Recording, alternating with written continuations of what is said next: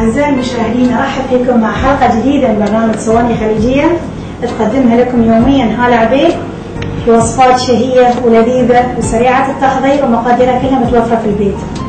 اليوم من باب الحلويات اخترت لكم حلاوة المكسرات بجوز الهند. الحلاوة دي جدا لذيذة ومقاديرها كلها متوفرة في البيت. بستعرض معاكم المقادير بتشوفونها هي بالفعل بسيطة. عندي هنا 1 كيس شعرية باكستانية رقيقة جدا، أنا مكسرتها والحين بحمصها على النار. عندي 1 علبة حليب محلى، عندي 2 علبة قشطة اللي هي جيمر، أنا فاصلة كل علبة لوحدها لأن بستخدمها في مرحلة معينة من الوصفة.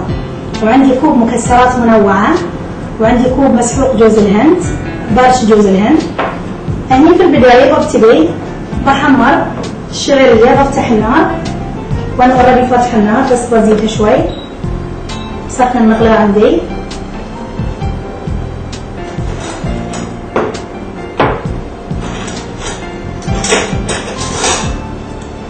بحمر الشعرية مجرد تقليبة خفيفة بس يعني تعطي شوي طعم لما أي أنثرها في القالب لما أقدمها.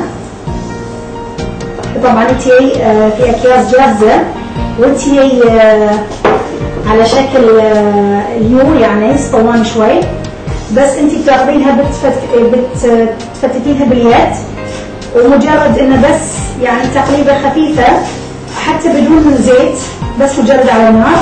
بقلبها نار متوسط الحراره، ما تبي نار عاليه، بس مجرد انه يعني تحصلين الطعم الشعريه المقلي، وبالفعل بتعطي يعني لما تكون مقليه بتعطيك طعم وايد احلى في المزيج. وبتشوفونها الحين طبعا لازم ما اغفل عنها على طول فقدها لان هي ماده حساسه بسرعه تحترق، ولان مقطعتها صغار صغار فلازم على طول اكون معاها.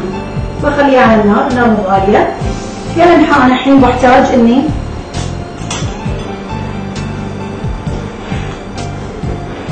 استخدم نصف علبه الحليب المحلى حق الطبقه الاولى. بخليها كذي بس بطريقه عشوائيه، بس ما بتكون مرتبه ولا بغطي القالب فيها، بس بطريقه عشوائيه، بس يعني تغطي لي 3/4 القالب على اساس بعدين لما ياكل طبقات احس بطعم الحليب المحلى. بغلظ شوي هني الخطوط، خطوط ملتويه عشوائيه، مجرد نصف علبة الحليب الحين. بعدين بستخدم حق الطبقة الرابعة النصف الباقي، وارجع اكرر العملية بس على اساس ان كل يعني قرمة اكلها فيها الحليب المحلى. هي تقريبا وصلت لنص العلبة، هي بروحها بعدين يعني بتتوزع كذي كفاية. بخلي نص حق الخطوة اللي بعدها. باخذ 1 علبة جيمر وانا مستخدمة هي العلب الجاهزة، ممكن لا تحبين قشطة طازجة، ممكن الويبنج كريم، بس في هذه الوصفة انا افضل ان تستخدمين مثل ما انا قاعدة استخدم القشطة المعلبة، يعني اسرع لك وانا مجربتها بالفعل لذيذة. بنثرها بعد مو بطريقة مرتبة، طريقة عشوائية. لازم أنا بعد ما أغفل عن الشعرية.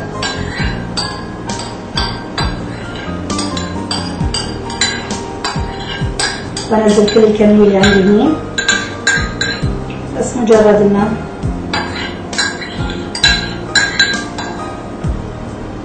الطبقة الثانية. كونت الطبقة الأولى من الحليب المحلى والطبقة الثانية من القشطة المعلبة. هني أنا الحين قاعدة شوي شوي عشان ريحة الشعرية بدأت شوي عندي تحمص، وبعد تحتاج أكثر، وبالفعل تحتاج أكثر.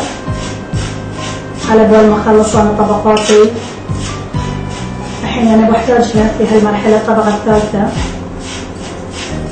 يعني بعطيها بعد شوي وبعلي بس النار، بعطيها بعد كذي نص دقيقة على اساس تعطيني الطعم المحمص. لما هي على طول واحطها في القالب ما بتعطيني الطعم المطلوب، لكن لما شوي بس مجرد تقلية خفيفة بتعطيني طعم بالفعل. لما هي اقدمها واكلها بالفعل تعطيني طعم وايد لذيذ. وصدقوني هالحلاوة ممكن حتى بناتنا في البيت في الثانوية في الإعدادية يسوونها معانا، ما تحتاج وايد نار، مجرد تقليد بسيطة حق الشعرية الباكستانية. ومثل ما انتم شايفين الطبقات كلها جهزت، يعني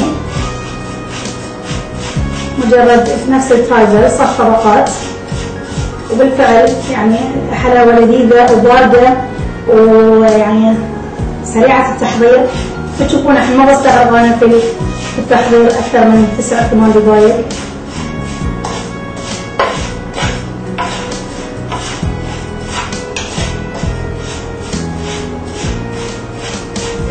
بس وانا اشوح الطحين لواشم ريحته نفس الطريقه هني، بس انتظر شوي يخمج لونها اكثر، بدي شوي لونها يتغير خصوصا اللي موجود في القاع.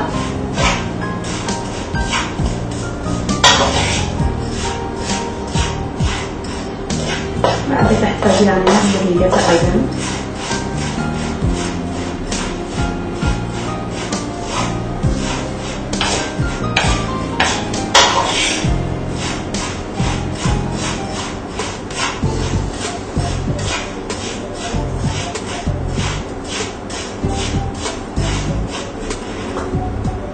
بجهز الحين القالب عندي هني، اللي بتخلص من الأطباق اللي كلتهم على أساس إنه أجهز حق الخطوة التالية. هذه آخر شيء.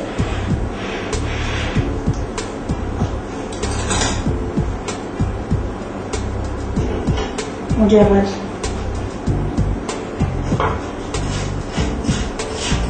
تبي تغير لونها وريحة تطلع عندي واضحة.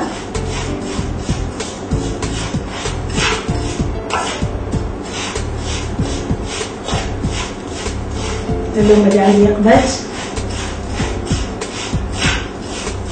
ما بستعجل عليها لأن كل ما حمصتها تعطيني مذاق أحلى وغنى في النكهة.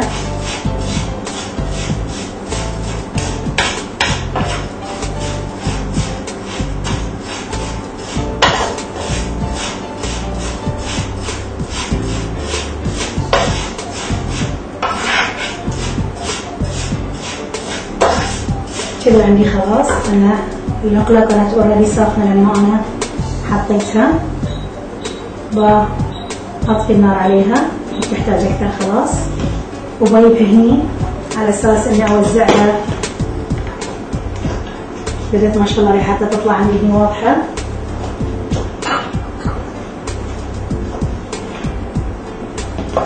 أو هني أحسن لي ابتدي الحين. ممكن هني انا لازم اسد كل الطبقتين ما بيبينون نفس اللي كأني اجفنها، ولأن الشعرية محمصة عندي وريحتها حلوة تطلع لي. هاي الطبقة الثالثة شعرية باكستانية، تباع جاهزة في الأسواق في كل السوبر ماركتات، ما بتتعبين لما